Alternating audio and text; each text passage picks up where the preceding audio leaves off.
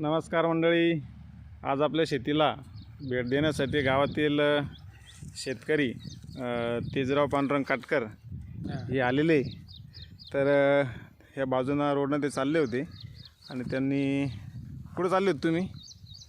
ते बकऱ्याला गवत आणायला. बरं, मग तुम्हाला इकडे खाली बोलवलं मी रोडच्या खाली आणि तुम्ही बघितलं तो माल भारी दिसू राहिला ना. कसं वाटलं तुम्ही सांगा ना, कसं काय वाटलं तुम्हाला? आणि चांगलं वाटलं एकदम. मग आता तुम्ही पहिली शेती अशी पाहिली होती का? नाही अशी पाहिली नाही ना. गव्हाचा काढ, हे मागच्या वर्षीचा गहू, इतकं गदळ कधी ठेवलं तर पहिले नाव ठेवत होते शेतकरीच नाही म्हणे याला असं करायला. हा, म्हणजे गवत पाहिलं शेताला शेतकरी घाबरत होते. घाबरत होते. मग तुम्हाला इथे पण भीती वाटत नाही घ्यायची? नाही आता तर मालच भारी आहे ना, भीती काय वाटायची आहे. मग तिच्यामध्ये कापूस बी दिसू राहिला तुम्हाला, मूग दिसू राहिला, तुरी आहे. हा तुरी पण आहे. मग या शेताला आपण पहिले काय म्हणतो आपल्या आजोबाच्या टायमात, या जे वावराला जे नाव दिलेलं आहे आपल्या गावाल्यांनी, याला काय म्हणते आपण याला? काय याला हा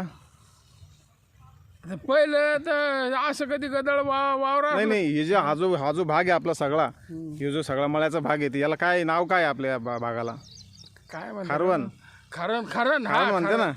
खारण म्हणते. मग आता खारवणामध्ये असे पिकं तुम्ही पाहू राहिले, या शेतामध्ये पहिले 5-10 वर्षापूर्वी कशी परिस्थिती होती? येतच नव्हते पीक. तुम्ही तर सगळं तुमच्या डोळ्यांना पाहिलेलं आहे. आता तुमचं वय किती आज? असं 60-65.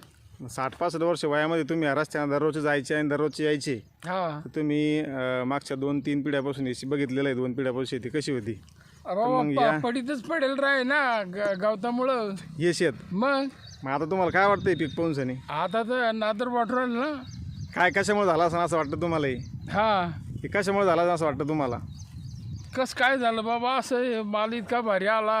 हां हो, हां तर आनंद वाटू राहिला आता. आणि कशी जमीन होती ही, हां याला कोणी खारण म्हणत होतं. हां दाब्यावर टाकायला माती नेत होते. बरोबर. खोटं थोडंच आहे. मग आता याच्यामध्ये आपण मागच्या वर्षी गहू घेतला होता आणि या गावाचा काढबी आपण तसाच ठेवला येड्या गाबाळ्यासारखा, आणि पुन्हा आपण याच्यामध्ये आता मुगन कपाशी लावली आणि कपाशी जोरदार आहे, मुगा जोरदार आहे, जाम आहे. मग अशी पिकं पहिले आपण पाहायला भेटत नव्हते याच्यामध्ये. नाही. मग आता याच्यामध्ये अजिबात बघा, आपण बैल आणले नाही, वखर आणला नाही, ट्रॅक्टर आणलं नाही. मग आता आपण हे जे लोक दुसरे पारंपरिक शेतकरी वखर आणत्या, वावर नांगरी द्या, वावर मोगडी द्या, हे बरोबर वाटतं का तुम्हाला? चूक वाटतं ते आता वखर या मानानं कधी म्हणलं हां तर ते वखर आणणं, बरोबर, निंदणं, खुरपणं हे चूक वाटतं आता. बरं, काय नुकसान होतं त्याच्यापासून असं माहिती तुम्हाला? काही कळलं का? मग नुकसान आहेत ना, त्याची बरोबरी बी होत नाही ना शेतकऱ्याची. मग आणि या अशा शेती केली तर मग त्याच्यात फायदाच आहे. म्हणजे इकडे एखादा क्विंटल कमी जर झालं तरी चिंता नाही, ट्रॅक्टरवाल्याचे पैसे देणं नाही, बैलावाल्याला बोलिलं नाही, येतो का भाऊ, चालतो का भाऊ? मला तुम्ही 2-4 दिवस रोज या रस्त्याने जाताना पाहत होते. तुम्हाला काय वाटत होतं एकंदरीत पहिली कपाशी पाहून सनी? 8 दिवस आधी म्हणलं याच्यात बोलतं गवताळ झालं. हां हो, एक दिवस आलो तिथे कापून नेलं जरसक. बरं, पाहायला म्हणलं एकच काय जमन आता हे. हां पण ते आता आलो तर भारी दिसू राहिला एकदम. पहिले गावाच्या वावरामध्ये कापूस बी दिसत नव्हता कुठे येतं. नाही, आता मूग बी दिसू राहिला, कापूस बी दिसू राहिला. कापूस आहे, मूग बी आहे. हां तर याला SRT शेती म्हणत्या बाबा. SRT म्हणता का? SRT शेती. आपले आदरणीय कृषीरत्न कृषीभूषण चंद्रशेखरदादा भडसावळे यांनी हे तंत्रज्ञान विकसित केलं नेरळ जवळील रायगड जिल्ह्यात, ज्या ठिकाणी भारतातलं पहिलं कृषी पर्यटन क्षेत्र आहे. का शेतीसुद्धा ही पर्यटनाचं केंद्रबिंदू बनू शकते आणि तुमच्यासारखे शेतकरी आमच्या शेताला भेट देऊ शकतात. अशा माध्यमातून त्यांनी भारतातलं पहिलं कृषी पर्यटन हे सगुणाबागेत रायगड या ठिकाणी उभं केलेलं आहे. आणि ते एक शेतकरी आहे, शेतकरी शास्त्रज्ञ शेतकरी, त्यांनी ह्या तंत्रज्ञानाचा शोध 2010 साली लावला. आणि आज हे भात पिकात पहिले वापरत होते हे तंत्रज्ञान.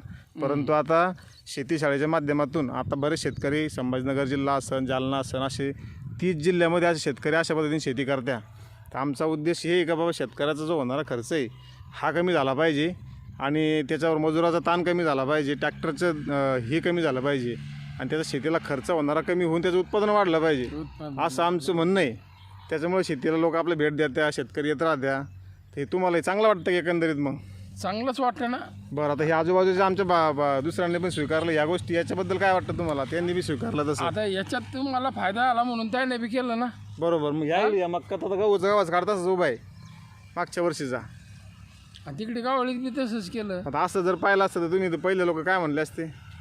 शेतकरीच नव्हते म्हणत त्याला. इतकं गवत झालं बाबा, पडीत पडली, एवढी गेला हा. होता, लग्नच खात फिरला का, हा बरोबर. गावालाच फिरत बसला का, याला काय शेतकरी म्हणताय का? याला का शेतकरी म्हणत्या का? आम्ही आडाचे शेतकरी, वावर नांगरितो, वावर मोगडीतो, आंतरमशागती करतो. मग आंतरमशागत न करून इतका चांगला मूग आहे. अजून या मुगाला कुठलाच आपण खर्च केलेला नाही 1 रुपया बी. कपाशीला अजून कुठला खर्च केला नाही 1 रुपया बी. आणि ह्यो मागच्या वर्षी गहू अजून बी तसाच या ठिकाणी दिसतोय तुम्हाला अवशेष, आणि काही गहू उगतोय. मग हे चांगलं वाटतं ना. भारी आहे एकदम. मग आता दुसऱ्या लोकांना जर सांगायचं सांगशान का त्यांना SRT शेती करा म्हणून? सांगू ना. काय सांगशान अरे त्यांना? आम्ही बी करू ना हे असं SRT. कसं काय म्हणशान त्याला? काय सांगशान लोकांना? SRT करा म्हणून सनी. ते जर म्हणले अशी कोणा शेती केली, करा. काय केली, कसं केली, त्यांना काय सांगशान? सांगू रामचंद्रानं केली म्हणून हा हा. सनी. मग बरं आता तुम्ही यावर किती वर्षापासून पाहू राहिले? मी गंज जमान्यापासून पाहू राहिलो. आता हे मागच्या 5 वर्षामध्ये काय बदल झालाय वावरामध्ये? मग बदल झाला ना, माल भारी आला ना, खर्च कमी झाला. मग खर्च कमी झाला. या ठिकाणी आपण फक्त बाबा कपाशी लावायला, मूग लावायला तवाच्या शेतामध्ये येले, आणि आता गवत कापायला आलो. म्हणजे ह्या वावरामध्ये आपण आता लोक फक्त 5-6 घंटे काम करेले, याच्यापेक्षा जास्त काम करेल नाही. आज औषध मारायला आलो. चांगलं वाटतं ना अशी शेती? चांगलं आहे. आता बऱ्यापैकी आता हा मूग निघून जाईल आणि कपाशी मोकळी होईल आपली. जानेवारीपर्यंत कापूस संपून जातो. पण आपण या ठिकाणी असलं पाणी तर गहू घेऊ शकतो, हरभरा घेऊ शकतो. हे बिना खर्चाची, विना मशागती शेती म्हणते याला. तर असे आपण शेतीशाळेच्या माध्यमातून आपल्या घरी शिकवतो. महिन्याच्या 2ऱ्या आणि 4थ्या रविवारी आपण शेतीशाळा घेतो. त्या ठिकाणी शेतकरी येत असतात शिकण्यासाठी. तुम्ही अगदी शेतीशाळेला नक्की या आणि या सगळ्या गोष्टी समजून घ्या. म्हणजे आम्हाला तुमचा शेतीवरचा खर्च कमी झाला पाहायला आवडेल. कारण आज शेतकरी खूप परेशान आहे सगळीकडे, आहे की नाही? आहेच ना परेशानी. खताचे भाव वाढले, खतं बी लय बोलते महाग झाली ना. खतं लय महाग झाले. कोणी 2100 2200. बरं आज 2500 रुपयाला कोणी जाईल 10-26. 10-26 मग 25 अशा खतं आपण टाकू शकत नाही आपल्या शेतीमध्ये, परवडत नाही आपल्याला ते. करून म्हणजे खाली रुपया उरत नाही. आज मजुराची काय रोजंदारी आपल्याकडं? 300 रुपये बैला. मग आता मला सांगा, तुम्ही या शेतामध्ये जर एक बैल लावले आपण दिवसभरामध्ये, जर त्याला एक सरी आपल्या निंदायला सांगितली, किती सऱ्या लावून एका दिवसात? एक बी नाही लावीत, अर्धीच लावीन. बरोबर. मग एवढ्या वावराला किती बाया लागतील आपल्याला निंदाला? गण लागतील 25-30 बाया. आणि उगता घेतलं किती पैसे लागन? मग 10,000 रुपये लागेल. 10,000 रुपये. बरोबर. मग आपण इकडे ते काम फक्त 90 रुपयात करेल. विचारा कसं काय? इथं आपण जे गवत कापाचं मशीन आहे त्याचे फक्त एवढ्या वावरामध्ये ब्रश कटरनं मारता फक्त एक ब्लेड तुटली, तिची किंमत 90 रुपये. आणि मारायला कापाला आपला 1 दिवस लागला, 1.5 दिवस झालं आपलं काम. आता महिनाभर तणावरती येत नाही, तोपर्यंत आपला कापूस वरती तो मूग निघून जातो. बाकीची शेती आपली रिकामी जागा राहते, तिला पण आपण तणनाशक मारून आपलं हे करू शकतो.